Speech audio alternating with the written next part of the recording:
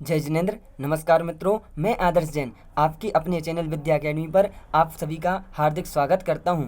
आज से हम सभी मिलकर के शिक्षा शास्त्री बीएड की जो प्रवेश परीक्षा में पाठ्यक्रम रखा गया है, उस पाठ्यक्रम को आधार बनाते हुए आज से परीक्षा की दृष्टि से जो महत्वपूर्ण विषय है संधि प्रकरण, उस संधि प्रकरण को प्रारंभ करते हैं। आइए सबसे पहले बीएड के पाठ्यक्रम को देख लेते हैं। बीएड के पाठ्यक्रम में जो बदलाव हुआ है उसको भी संक्षिप्त रूप से देख लेते हैं। शब्द रूप, जिसमें 3 यूनिट में विभक्त किया गया है। सबसे पहले शब्द रूप आते हैं, धातु रूप आते हैं, संधि, समास, कारक प्रकरण, ऋजंत, सनाद्यंत, तद्धित इत्यादि प्रत्यय, स्त्री प्रत्यय आते हैं, कर्तृवाच्य, कर्मवाच्य एवं भाववाच्य का प्रयोग आता है। यूनिट दूसरी में वैदिक वांग्मय से संबंधित विषय जैसे ब्राह्मण, अरण्यक, उपनिषद, वेदांत, दर्शन, पुराण, रामायण, महाभारत, गद्य, पद्य, चंपू, आधुनिक रचना और रचनाकार, इनसे भी बहुत प्रश्न पूछे जाते हैं। पिछली बार की परीक्षा में भी आधुनिक रचना और रचनाकार से संबंधित पूछे गए थे, तो हम इसको भी अच्छी तरह से देखेंगे। अब तीसरी यूनिट में टीचिंग एप्टीट्यूड से संबंधित विषयों को रखा गया है, जिसमें शिक्षा, शिक्षा के उद्देश्य, शिक्षक के गुण, शिक्षण सिद्धांत इत्यादि विषयों को समावेशित किया गया है एवं शिक्षा नीति को भी इसमें संलग्न किया गया है, जिसको हमको पढ़ना है। अब परीक्षा की दृष्टि से कम समय में अधिकाधिक पढ़ने का प्रयास करते हैं। अब सबसे पहले संधि प्रकरण को प्रारंभ करते हैं। क्या कहलाती है संधि?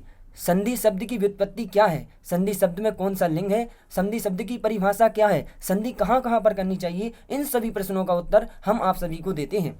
संधि, संधि शब्द सम उपसर्ग पूर्वक धा धातु से की प्रत्यय करने पर बनता है। इसमें लिंग पूछा जाए तो संधि शब्द में पुल्लिंग है। संधि शब्द की परिभाषा क्या है? तो वर्णानाम मेलनम संधि, अर्थात दो वर्णों में अत्यधिक सन्निधि समीपता ही क्या है? संधि है। संधि का दूसरा नाम संहिता भी है। दूसरी परिभाषा भी दी गई है, परासन्निकर्ष संहिता, अर्थात वर्णों का या फिर पदों का पूर्व पद उत्तर पद में जब वर्ण का जहाँ पर सन्निकर्ष पाया जाए, समीपता पाई जाए, वहाँ पर संधि होती है। अब संधि मुख्यतः 3 प्रकार से आवश्यक रूप से होती है। यहाँ पर एक श्लोक दिया गया है, श्लोक के माध्यम से हम समझ सकते हैं। 3 जगह पर नित्य रूप से संधि पाई जाती है। संहितैक पदे नित्या, नित्या धातु प्रसर्गयोः, नित्या समासे वाक्ये तु सा विपक्षामवीक्षते। अर्थात संधि एक पद में संधि होती है। जैसे एक पद में संधि कार्य प्राप्त हो रहा हो तो वहाँ पर नित्य ही संधि कार्य करना ही चाहिए। जैसे जया शब्द है, जया शब्द। अब जया शब्द में जब इसका हम विग्रह करेंगे जे प्लस आह, तो दोनों शब्दों में संधि प्राप्त हो रही है। अगर हम दोनों शब्दों को संधि नहीं करते हैं तो उसको बोलना कठिन हो जाएगा। इसलिए संधि कार्य अगर प्राप्त होता है तो अवश्य ही करनी चाहिए। एक शब्द में अगर एक वर्ण में अगर संधि कार्य प्राप्त हो रहा है तो अवश्य करना चाहिए। तो जे प्लस आह, इसमें कौन सा संधि हुई? इसमें जय, एक के स्थान पर अय आदेश हो गया तो अयादि संधि हो गई। अब उसी प्रकार से जब धातु से पूर्व उपसर्ग हो और संधि कार्य प्राप्त हो रहा हो तो उस समय भी अनिवार्य रूप से संधि करना चाहिए। जिस प्रकार हम देखते हैं अधि उपसर्ग पूर्वक इणगतौ धातु है, तो इणगतौ धातु में के पूर्व में क्या है? अधि उपसर्ग है। अधि उपसर्ग पूर्वक इणगतौ धातु है तो दोनों धातु भी है, उपसर्ग भी है, दोनों समीप में हैं, तो इसका प्रयोग यहाँ पर करना चाहिए। संधि कार्य का यहाँ पर प्राप्त हो रहा है कि अधि में इकार है और इणगतौ धातु में इकार है, तो यहाँ पर धातु और उपसर्ग के मेलन से भी संधि अनिवार्य रूप से करनी चाहिए। तो इसका समस्त रूप बनता है अधीते। अधि उपसर्ग पूर्वक इणगतौ धातु से अधीते रूप बनता है। आगे समास में भी, समास में किया हुआ पद समस्त पद कहलाता है। समास किया हुआ पद समस्त पद कहलाता है। एवं समास में यदि संधि कार्य प्राप्त होता है तो वहाँ पर भी अवश्य रूप से करना चाहिए। जैसे हमने उदाहरण के रूप में देखा नील प्लस उत्पल, यहाँ पर संधि कार्य प्राप्त हो रहा है तो हम गुण कर सकते हैं। नील में लकार में अकार है और उत्पल में उकार है। आ के बाद जब ऊ आता है तो हमने पढ़ा है कि आ के बाद ऊ आता है तो ऊ आदेश हो जाता है, अर्थात गुण संधि हो जाती है, तो उसको भी हमको ध्यान रखते हुए करना चाहिए। एवं वाक्य में कर्ता के अनुसार भी, कर्ता की इच्छा के अनुसार भी संधि कार्य किया जाता है। अब आगे ज़्यादा समय न लगाते हुए आगे यह समझते हैं जो मुख्य विषय है, संधि कितने प्रकार की हैं। तो वैयाकरण सिद्धांत कौमुदी में भट्टोजी दीक्षित ने 5 प्रकार की संधि को माना है। 5 प्रकार का संधि प्रकरण बताते हुए संधि के 5 भेदों को बताया गया है। परंतु लघु सिद्धांत कौमुदीकार के अनुसार देखा जाए, अर्थात भरत राजाचार्य ने अचि संधि में ही प्रगति भाव संधि को एवं विसर्ग संधि में स्वादि संधि को अंतर्भाव करते हुए 3 संधि ही मुख्य रूप से मानी हैं। कौन कौन सी मानी है? अच संधि, हल संधि एवं विसर्ग संधि, इनको ही प्रमुखतया स्थान दिया गया है लघु सिद्धांत कौमुदी में। अब सर्वप्रथम आज से ही अच संधि का प्रारंभ करते हैं। अच संधि, अच संधि वह संधि, अच संधि को क्या कहते हैं? स्वर संधि भी कहते हैं, अर्थात जहाँ पर स्वर के माध्यम से संधि प्राप्त होती है वह स्वर संधि कहलाती है। अर्थात 2 स्वरों में संधि कार्य होना क्या कहलाता है? स्वर संधि कहलाती है। अर्थात स्वर कितने होते हैं? तो हमने 14 माहेश्वर सूत्रों को पढ़ा है, उसमें के जो 4 सूत्र हैं जिसमें समस्त स्वरों का वर्णन किया गया है। तो एक प्रकार से 9 स्वर जो हमारे व्याकरण शास्त्र में बताए गए हैं, उन 9 स्वरों को हमको याद करना चाहिए।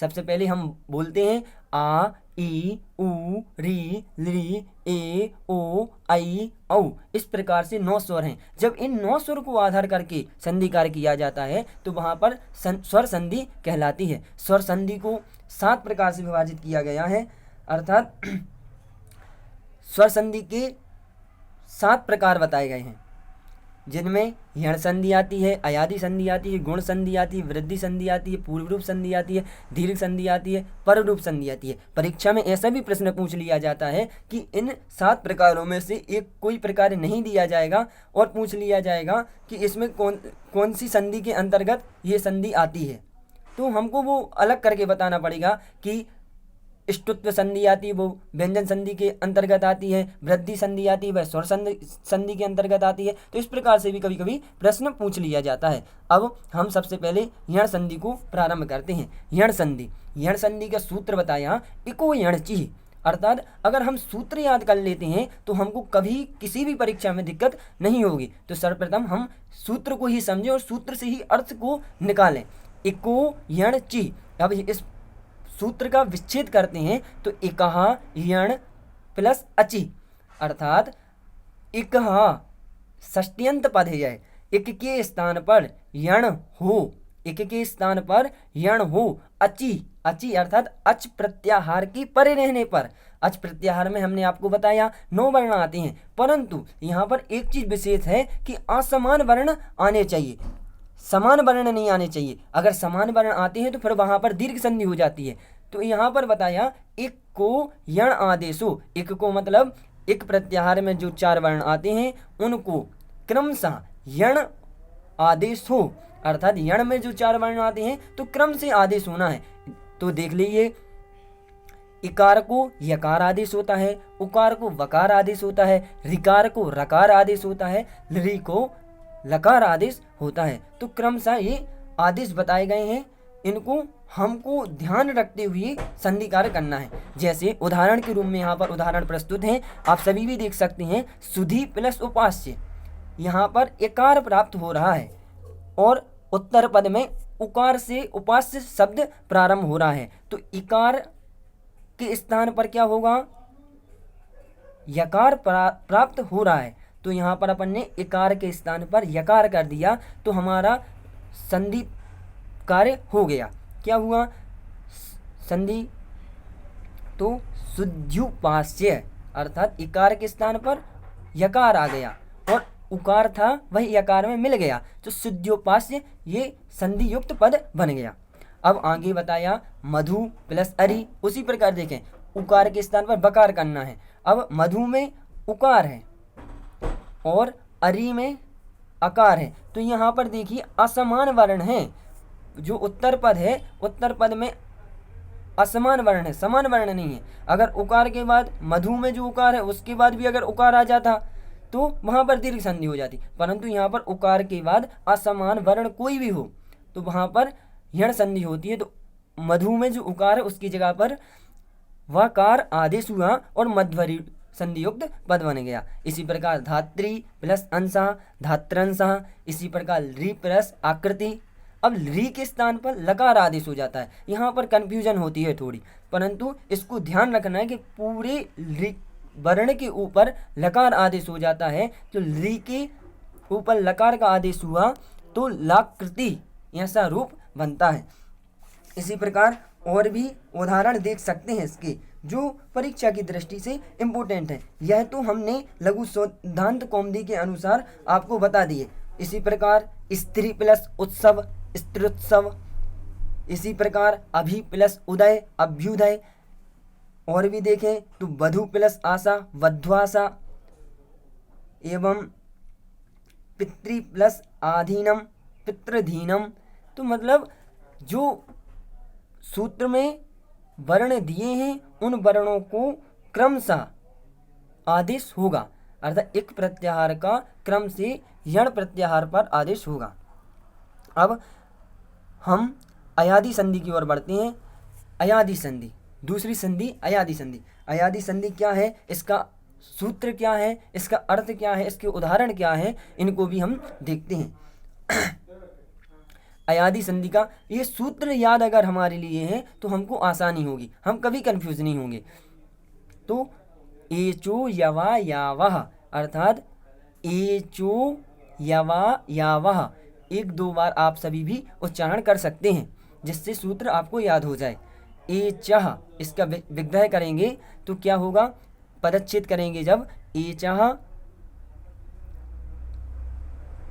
अय अव आय आवह, इस प्रकार से इसका पदच्छेद होगा। तो एच, अब एच क्या है, तो हमने पढ़ा कि जो स्वर संबंधित प्रत्याहार 4 हैं उनमें से एच एच प्रत्याहार में कौन कौन से वर्ण आते हैं, तो ए ओ आई औ। ऐसे एच प्रत्याहार के वर्णों को क्रमाद अर्थात क्रम से क्या हो जाए, क्रमशः सूत्र में भी बताया गया है। सूत्र से ही अगर हम इसको निकालते हैं इसके अर्थ को तो ज़्यादा आसानी से रहेगा। तो एच प्रत्याहार के वर्ण को क्रम से क्या होना है, एकार के स्थान पर अय आदेश होना है, उकार के स्थान पर अव आदेश होना है, ऐकार के स्थान पर आय आदेश होना है और औ के स्थान पर आव आदेश होना है। तो इस प्रकार क्रम से देखेंगे तो हमारे लिए समझने में भी आसानी होगी। यहाँ पर बताया भी गया है, स्पष्ट रूप से दिख भी रहा है, आप सभी देख भी सकते हैं यहाँ पर। अब उदाहरण के रूप में देखते हैं, जैसे हरे प्लस ए, क्या बना, हरे। यहाँ पर एक बात विशेष रूप से ध्यान देने की है कि यहाँ पर आदेश होगा किसके स्थान पर होगा, तो जो ए है, ओ है, आई है, औ, इनके स्थान पर स्वर के परे रहते हुए, स्वर वर्ण के परे रहते हुए आदेश होगा। तो हरि में जो इकार है उसके स्थान पर अय आदेश हुआ तो हर ई ऐसे संधियुक्त पद बना। उसी प्रकार ने प्लस अनम, ने के स्थान में जो नकार में जो इकार है उस इकार के स्थान पर अय आदेश हो गया तो नयनम बन गया। उसी प्रकार शयनम, उसी प्रकार चयनम, इस प्रकार से बना। फिर देखा हमने उकार, जैसे विष्णु शब्द है, विष्णु शब्द में उकार है, अब उकार के स्थान पर क्या आदेश होना है, अव आदेश होना है। तो देखो विष्णु में उकार है, उकार के स्थान पर अव आदेश होगा तो क्या बनेगा, विष्णवे। उसी प्रकार भवनम, उसी प्रकार पवनः, पवित्रम। इस प्रकार के उदाहरण और भी देखे जा सकते हैं। अब आगे नई प्लस अकह, यहाँ पर ऐकार है, ऐकार के स्थान पर हमने क्या देखा है कि आय आदेश होता है। अब आई के स्थान पर आय आदेश होगा तो क्या बनेगा, नायकः।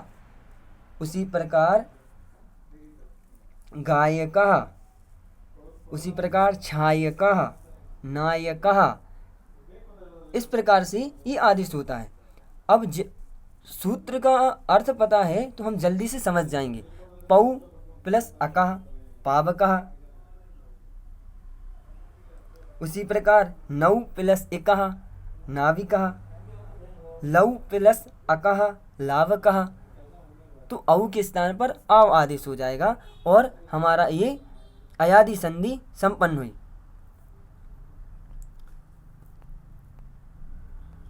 अब आगे चलते हैं गुण संधि में। अगर कहीं भी दिक्कत आती है तो आप कमेंट के माध्यम से बता सकते हैं। गुण संधि, गुण संधि क्या कहलाती है, गुण संधि का क्या अर्थ होता है एवं कहाँ पर गुण संधि की जाती है, तो इसका सूत्र है आदि गुणा। आदि गुणा अर्थात अवर्ण से परे अच पर में रहने पर, अवर्ण से परे अच पर में रहने पर पूर्व और पर के स्थान पर गुण एकादेश होता है। एकादेश का मतलब दो स्वर वर्णों के स्थान पर एक स्वर वर्ण आता है। तो देख लीजिए यहाँ पर अकार के बाद अच पर में है, अच पर में देख लीजिए अकार के बाद अकार प्लस इकार, तो दोनों के स्थान पर क्या आदेश हुआ, एकार आदेश हुआ। इससे पहले यह जानना जरूरी है अधीन गुणा जो एक संज्ञा सूत्र है जो बताता है आ ए ओ, ये तीनों पद ही गुण कहलाते हैं, गुण के वाचक हैं आ ए ओ, तो उनको ध्यान में रखना है। अब यहाँ पर बताया, क्या बताया कि आ के बाद अगर ई आता है तो दोनों के स्थान पर गुण एकादेश होता है। तो देख लीजिए उसी प्रकार उप प्लस इंद्र, यहाँ पर उप में अकार है और इंद्र में इकार है, तो दोनों के स्थान पर क्या आदेश हुआ, एकार आदेश हुआ, तो उपेंद्र रूप बन गया। उसी प्रकार अकार के बाद अगर उकार आता है, उकार आता है तो क्या होगा, दोनों के स्थान पर ओकार आदेश हो जाएगा। चंद्र प्लस उदय चंद्रोदय। उसी प्रकार आ के बाद री आता है तो इसमें एक सूत्र लगता है उरन रपरह, अर्थात आ के बाद जब कभी री आता है तो भाई रपरत्व होकर ही आता है, तो अर आदेश होता है उसको।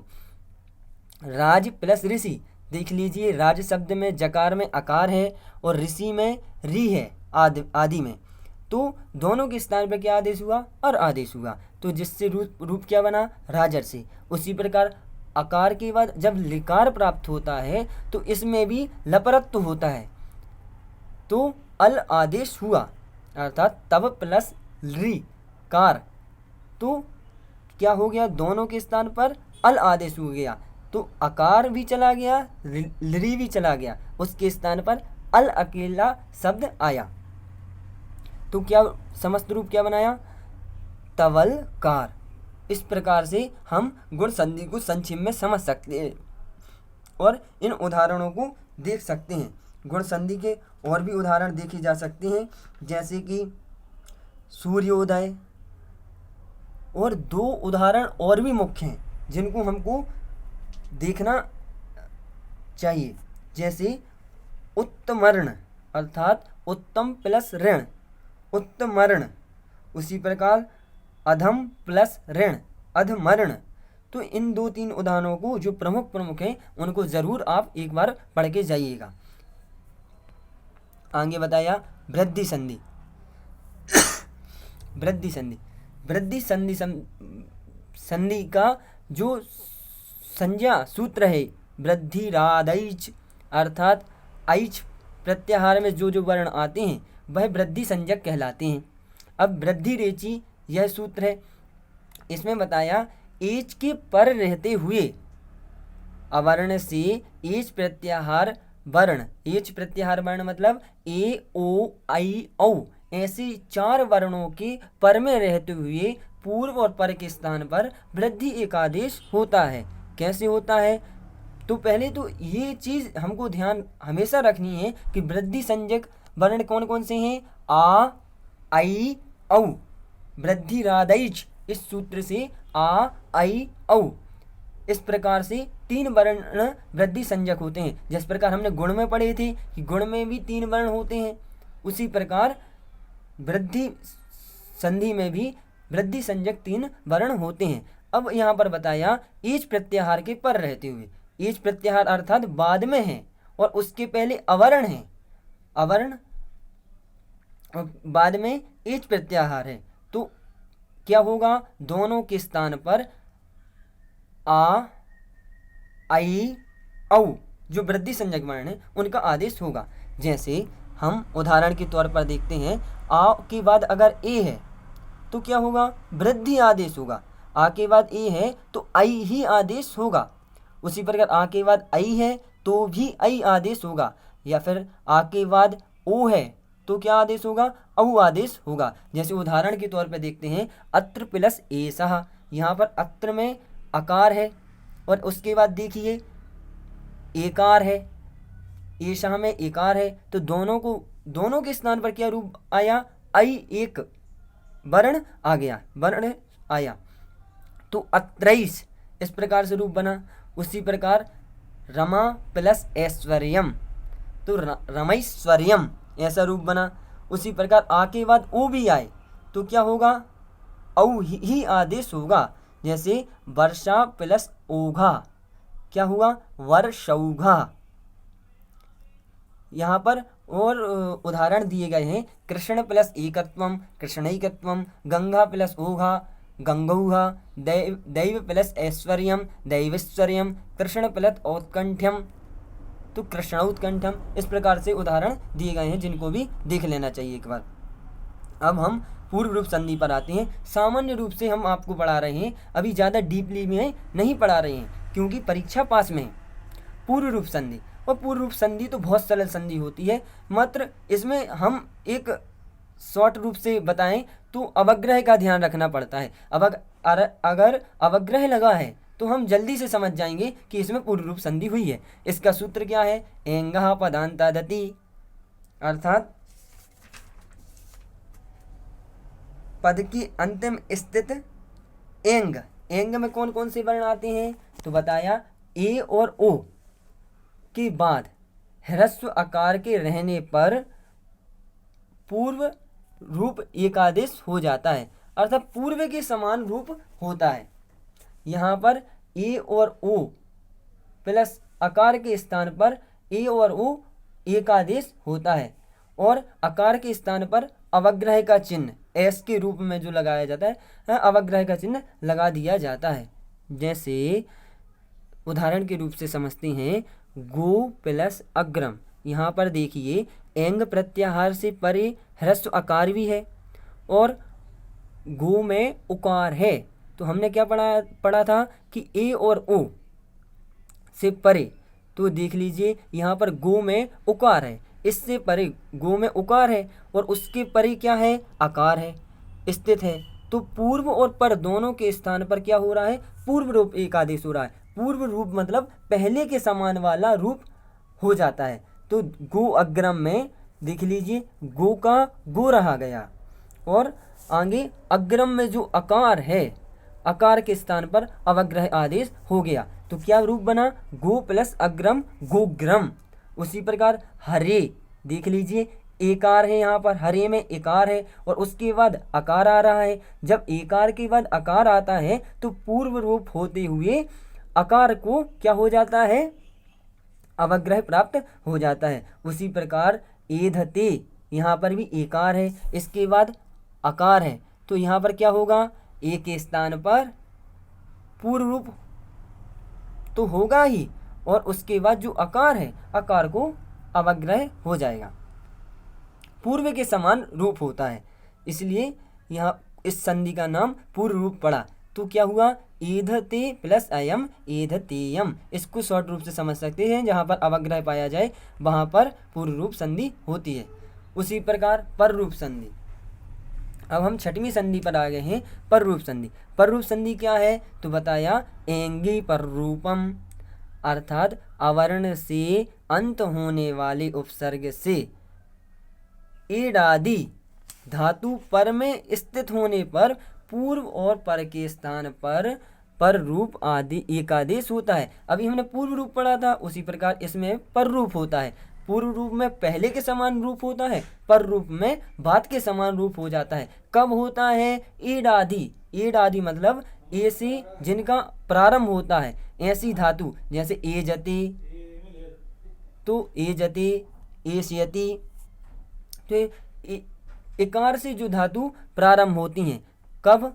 प्रा में प्रा उपसर्ग है, और प्रा उपसर्ग भी कैसा होना चाहिए? अवर्ण से अंत होने वाले। तो अवर्ण से अंत होने वाले उपसर्ग के आगे रहते हुए और बाद में ईड आदि धातु पर में रहते हुए पूर्व और पर के स्थान पर रूप एक आदेश होता है। जिस प्रकार हम देखते हैं उदाहरण में प्रा प्लस एजते, तो प्रा में देख लीजिए अकार है, तो अवर्ण से अंत होने वाला उपसर्ग हो गया यह है। और एजते में इडादी धातु पर में है, तो एजते यह इडादी धातु में आती है, तो दोनों के स्थान पर क्या आदेश हुआ? पर के समान आदेश हुआ।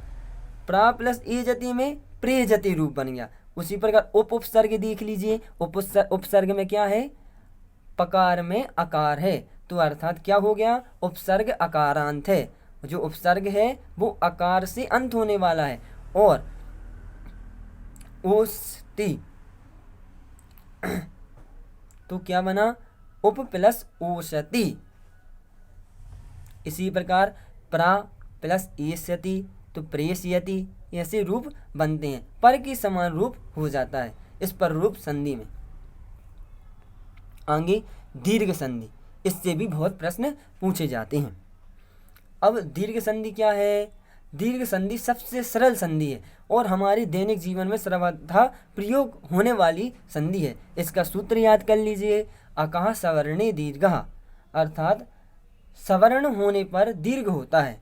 अर्थात आ ई उ री के बाद कोई सवर्ण वर्ण अर्थात उसके समान ही वर्ण आता है तो दोनों के स्थान पर एक दीर्घ अक्षर प्राप्त होता है। जैसे हिम प्लस आलय, यहाँ पर क्या हुआ?